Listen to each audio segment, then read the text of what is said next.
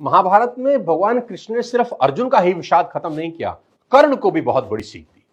महाभारत में कर्ण भी भगवान कृष्ण को अपनी व्यथा सुना रहे हैं कि मेरी मां ने मुझे जन्म देते ही त्याग दिया, आचार्य द्रोण ने मुझे शिक्षा देने से मना कर दिया क्योंकि उनकी नजर में मैं क्षत्रिय नहीं था, द्रौपदी के स्वयंवर में मुझे अपमानित किया गया कि मैं राज परिवार का हिस्सा नहीं हूं, मुझे पूरे जीवन अपमान का घूंट पीना पड़ा।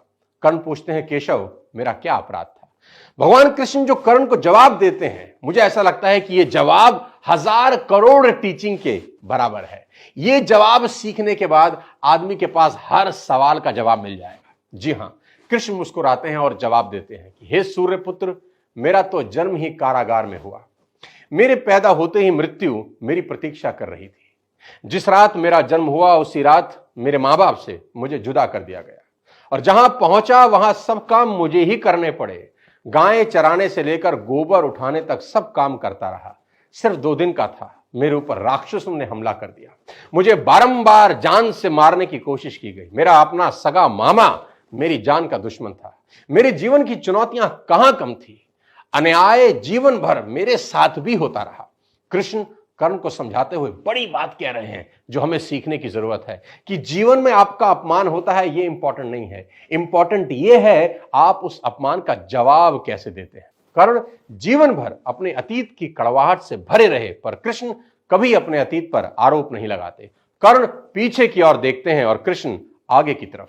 कुदरत ने दोनों के साथ अन्याय किया, पर कर्ण यह न्याय कभी भूल नहीं पाए और कृष्ण को यह न्याय कभी याद नहीं आया।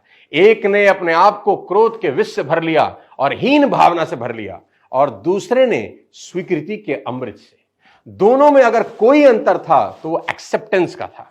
कृष्ण ने हंसकर अपनी नियति स्वीकार कर ली और कर्ण कभी अपनी नियति स्वीकार नहीं कर सके, और परिणाम में कर्ण अधर्म के पक्ष में लड़ते हुए अकाल मृत्यु को प्राप्त हुए।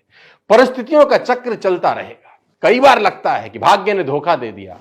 ये चुनाव हम पर है कि हम कर्ण की तरह रोएं या कृष्ण की तरह जीवन को उत्सव में बदल दें। जीवन में रोने के लिए नहीं, हंसने के कारण ढूंढने हैं, क्योंकि जीवन तो भगवान का भी कहां सरल था। जीवन है तो समस्या होगी ही, समस्या है तो हल भी होगा।